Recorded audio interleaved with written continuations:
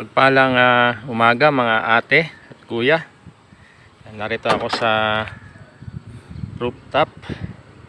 Sabado ngayon, walang pasok, kaya meron akong time para sa aking mga halaman. Ito nga pala, may papakita ako sa inyo. Meron akong si Mrs. kay Mrs. tanim to na mulberry. Hindi ko alam kung anong variety ito, pero ano raw to yung medyo malaki ang mga bunga nito. Meron kasi kami sa Antipolo nung namunga, ang liliit, mga ano yata yon, native lang yata yung nabili ni Mrs. at kinakain naman ng ibon. So ito binili niya online. Pero sa tingin ko Australian mulberry yata ito. Inano ko na siya, prinuning ko na, pinutol ko yung mga sanga at sinimulan ko ng tanggalin yung ibang mga dahon. Hindi ko na ipinakita. Ito sila. Ayan yung mga dahon. Gagawin ko na lang swamp fertilizer kasama dyan yung mga dahon para mapakinabangan. Ito nga, naisipan kong i-video. Sana mamunga na sila kasi ilang taon na rin to. Hindi naman taon, ilang buwan. Pero sabi ni Mrs. matured na raw to. Sabi nung binilhan niya. Dahil yung pinagkunan nitong tangkay, yung binili niya online, namumunga na raw. Kaya ina-expect niya na magbubunga ito, pero almost a year na yata ito, hindi pa rin nagbubunga. Nilagay ko siya rito sa rooftop para makakuha ng full sunlight, kasi dito sa rooftop ko open ito at ayan, wala pang katabi. Hindi pa nagpapataas yung mga kapitbahay ko, kaya full sunlight dito. Sana ano siya, mapabunga ko. Kasi nag-apply ako rito last week ng, tanggalin ko nga itong pinya. Nag-apply ako rito last week ng fertilizer triple 14 tsaka urea. Kaya napansin ko nag-usbungan yung mga ayan ayan, nag-usbungan sila. At 1 week naman ang nakalipas, kaya lalagyan ko ulit yan mamaya ng fertilizer.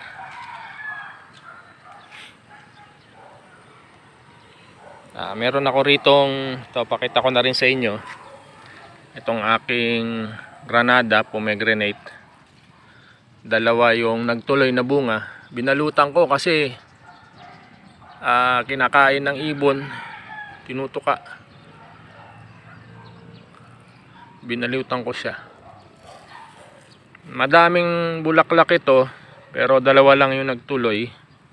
Hindi niya kasi kaya supplyan ng nutrients kasi nasa 16 liters lang na balde.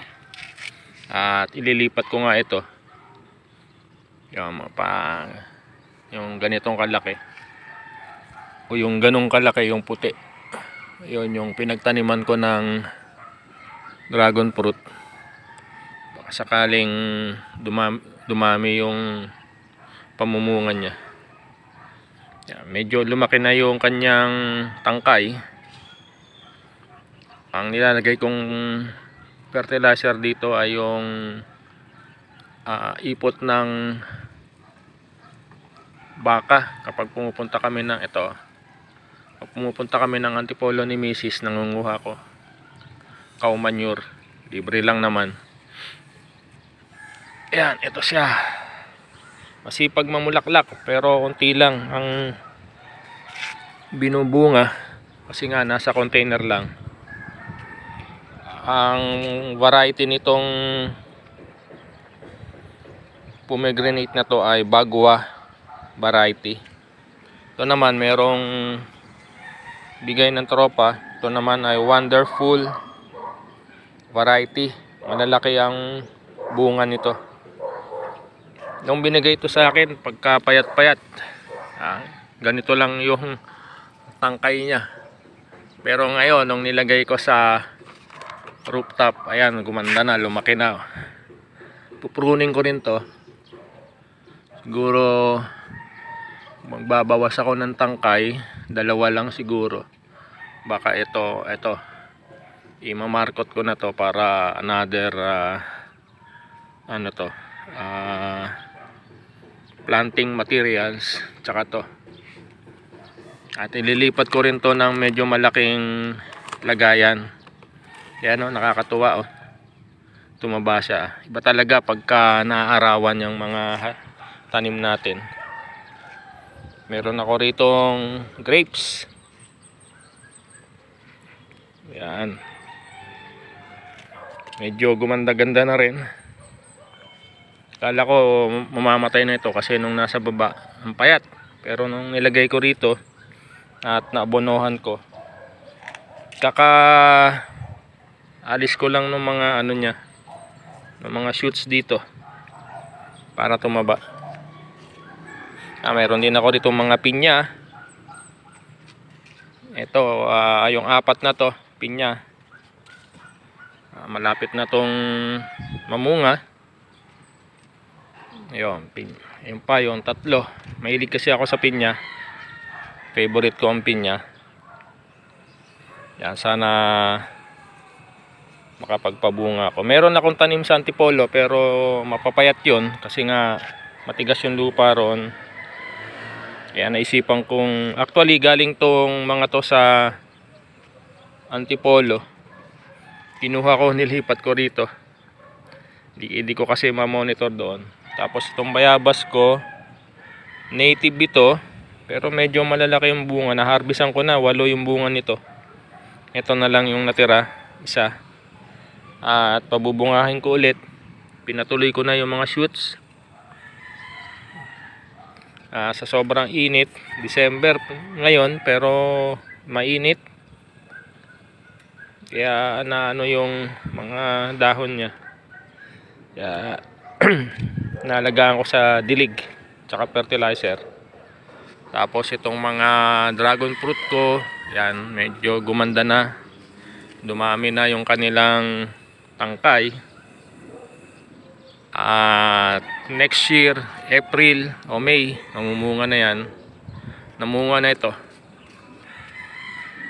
Ito, namunga na to. Dito yan namunga. Ito ay Golden Isis. Tapos ito, namunga na rin ito. Ito. At ito, expected ko mamumunga to, pati itong mga to. At meron din ako ritong ilang tanim na okra. Nakailang harvest na ako rito. Magulang na sila, bala ko ng patayin, palitan ng bagong punla. Ito, meron na naman. At itong kamoteng baging, sobrang init, nakalbo. Ilalagay ko yan sa baba. At meron ako ritong guapol, transfer ko lang. Lagay ko na sa medyo malaking lalagyan. At rinuning ko na rin, baka sakaling mapabunga ko na kasi almost 2 weeks na mula nung nilipat ko. Yan, nagmamadali kasi ako, excited, kaya hindi ko na pinatagal pa. Anyway, naka-recover naman na siya. Maganda naman yung bulas ng dahon niya. Ano yan, guapol. Galing sa tropa. Ito pa yung isa, medyo maliit yung napagtaniman ko. Mga 2 gallons lang siguro to.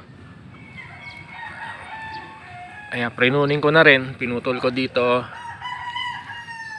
Tingnan natin, subok kung mapapabunga natin. Kyat-kyat, tanim ni Mrs. Kaso matagal pa tong mamunga kasi ano niya to, tinanim niya mula sa seeds, pero 2 years na rin to. Matagal pa to. Matagal pang mamunga to. Ito, puputulin ko to, i-mamarkot ko. Mamarkot ko siya dito. Pinalalaki ko lang, kaya hindi ko pinutol eh. Pag medyo malaki-laki na to, nag-matured na. Brownish na yung kulay nito. Ayan. Gusto ko kasi mababa lang siya. Matinik. Matinik pala ang ket-ket. May nabili akong ket-ket doon sa baba. Nandun siya sa baba, nilagay ko. Sa circle ko nabili. Meron ako ritong talong na nag-produce ng ilang bunga lang. Napansin ko hindi na siya namumunga at lumilit yung mga dahon, kaya inano ko siya, pinutol ko. Ratuning ang tawag nila kung hindi ako nagkakamali. Ano na to, magto 2 weeks simula nung pinutol ko. May umuusbong na, kaya lang nga sobrang init nga oh, na nasusunog. Sobrang init. Parang hindi December. Ayan, sisimula ng bumukadkad yung mga ayan oh. Kaya lang nasusunog. Sobrang init. Ito rin. Ito ay isa sa pinakamatamis na variety ng dragon fruit. Maselan siya. Bigay lang to ng tropa ko. Palora to pala to. Ayan, palora. Inano niya, green upting niya. Dinugtong niya rito. Kasi ang payat, tapos maselan. Sumubok akong magtanim nito. Itong mismong sanga niya. Wala, hindi ako makabuhay.